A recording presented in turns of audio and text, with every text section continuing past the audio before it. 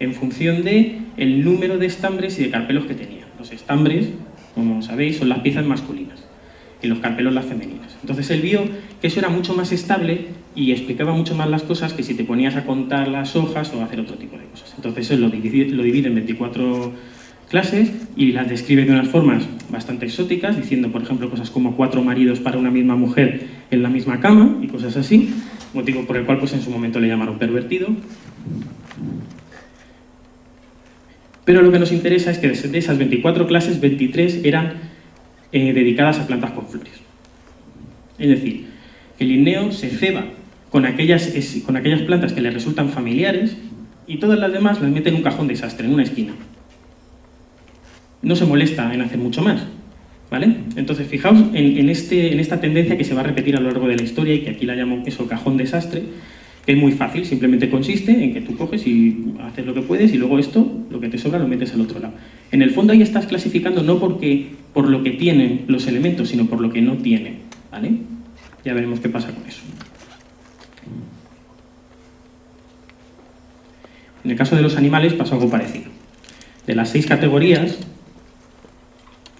4 se dedicaron a animales vertebrados y solo 2 animales invertebrados. Los que sois estudiantes de biología, pues imaginaos la diferencia respecto a cómo es el percal ahora. Una cosa curiosa es que dedica una categoría especial que él llama paradoxa a los unicornios, a las gorgonas y a ellos mismos como que te pedían ya ser agrupados por unas características determinadas, ¿no? Entonces Linneo fue de hecho el que empezó a hacerlo, aunque se le considera un poco la transición, y entonces ya se empieza a buscar caracteres que son de los propios organismos, que no están basados en un consenso y tal. Entonces, imaginaos aquí, yo me pongo a pensar un poco más y pienso que los hombres pueden ser más altos y los más bajos, y de hecho hay hombres que son muy bajitos, y seguro que hay hobbits que son como gigantes, ¿no? Y a lo mejor ese sistema pues vale un poco como para empezar, pero a la hora de la verdad yo quiero algo que me diga características propias. Entonces yo me pongo a ver y digo, joder, pues los hobbits y los elfos nunca les sale barba. Pues los meto en el mismo grupo, porque eso a fin de cuentas es una característica de la piel. Y los enanos y los hombres, pues sí les sale barba. Y luego los orcos no hay ningún problema, porque es que son muy feos. Entonces se distinguen inmediatamente.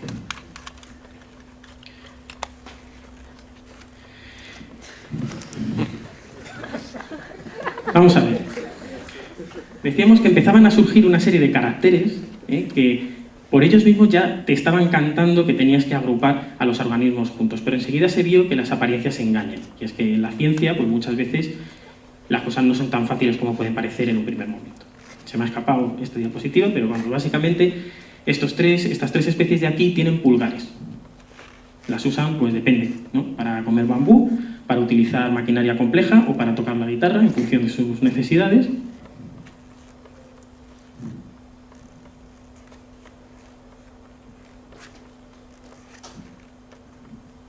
¿Vale? Ahí veis los pulgares. Básicamente funcionan igual. Un taxónomo de la época así un poco despistado, pues podría haberlos puestos juntos porque tienen pulgares. Eso es perfectamente aceptable. Lo que pasa es que con una mirada un poco más atenta nos damos cuenta que en el chimpancé y en el ser humano el pulgar es el primer dedo. Sin embargo, en el panda pasa una cosa rara. El panda tiene también en principio los mismos 5 dedos, y un hueso de la muñeca se alarga y es capaz de doblarse sobre sí mismo actuando como un pulgar. A nivel fisiológico es exactamente equivalente, pero estos pulgares no son iguales. Entonces aquí es donde surge, he evitado usar palabras, pero hay alguno que me gustaría decir, que es homología. Es fundamental. Cuando tú dices que los pulgares del chimpancé y del fari son homólogos, es porque son esencialmente los mismos. De momento no sabemos muy bien por qué. Pero tú ves que las relaciones topológicas y anatómicas son equivalentes, es que es lo mismo, es el mismo dedo, funciona igual, los músculos son los mismos. Sin embargo, el del panda, decimos que es análogo, es equivalente, pero no es igual, es diferente.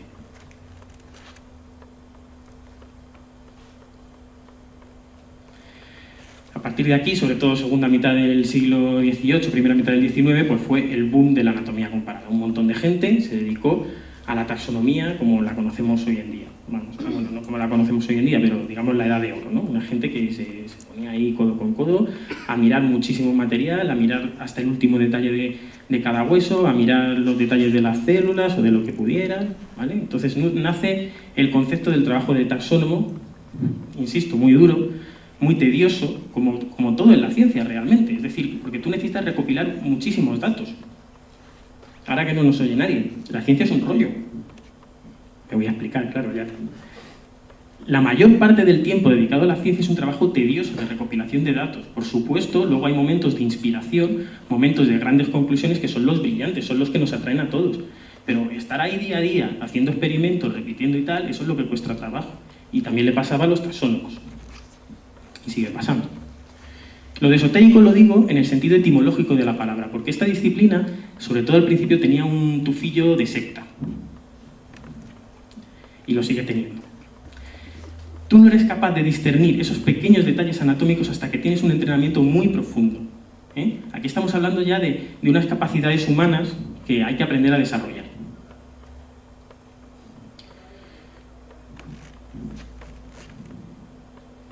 El problema de eso es que tú partías de la nada. No había ninguna fuente que te corroborara que tú estabas diciéndolo bien. Es decir, cuando tú decías estos caracteres son homólogos y son en los que yo me baso para hacer mi clasificación, te basabas en la experiencia que habías adquirido, ¿vale? Pero no lo podías corroborar con nada, era pues eso, un poco un rollo secta. Por supuesto, no todos los taxónomos estaban de acuerdo entre sí, pero bueno, pues hubo distintas escuelas, había sus discusiones, estas cosas, así como avanza la ciencia, ¿no? Unos modelos fueron sobrepasando a otros. Se avanzó muchísimo, pero seguía sin entenderse muy bien qué era eso de la homología, porque algunos caracteres de forma natural ya casi te pedían un no sé qué, una relación de identidad, de esencialidad, ¿no? De que esencialmente son lo mismo. Y algunos en ese momento hablaban del plan de Dios. En su momento, pues algo totalmente aceptable, porque no había otra forma de explicarlo. Pero este aquí que en 1859 se publica El origen de las especies. Darwin no fue especialmente original sobre el asunto de proponer que las especies cambian con el tiempo, porque ya había habido otros evolucionistas antes, pero donde sí que lo clavó fue diciendo que todos tenemos un ancestro común y que por lo tanto la clasificación tiene que reconstruir una genealogía o una filogenia. Si nosotros habíamos dicho que nuestra clasificación de las razas de la Tierra Media era esa, y queremos ser unos biólogos modernos de finales del siglo XIX, es porque asumimos que tenemos una hipótesis filogenética detrás, ¿vale? Es decir, que existe una historia común de estos seres, de forma que agrupamos a los barbudos juntos porque comparten un ancestro común, exclusivo para ellos. Es el mismo motivo por el que a los hobbits y a los elfos los hemos puesto en el mismo grupo, y los orcos hemos dicho que no tienen ningún problema de identificación porque son feos, ¿vale?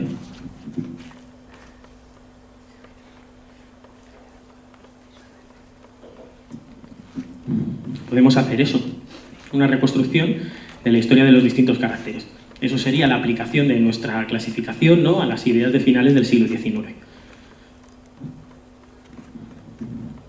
Sin embargo, Darwin no fue el que se puso a reconstruir un poco, a clasificar los organismos, ¿no? Él se dedicaba como a las grandes ideas.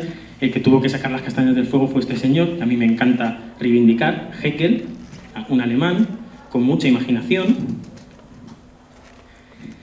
que fue el que se puso a dibujar estos primeros arbolitos que a mí me gustan tanto, ¿no?, en los que reconstruía la historia de la vida en la Tierra a partir de las ideas de Darwin, y era el que proponía pues, sus primeras clasificaciones.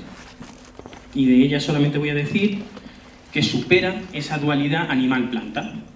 Él se da cuenta de que hay organismos que no son ni animales ni plantas, y lo que hace es que los coge todos y los mete en un cajón desastre, ¿vale? Lo llama protistas. Pero bueno, por lo menos ya se sabe que hay algo más que solamente animales y plantas.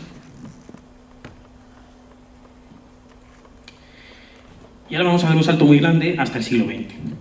Durante este tiempo se siguió avanzando, seguían existiendo taxónomos que dedicaban ahí su tiempo a mirarle el hueso de la muñeca del animal que menos os podáis imaginar y contando las estambres de las flores, ¿vale? Todo ello para hacer una reconstrucción filogenética y proponer una clasificación.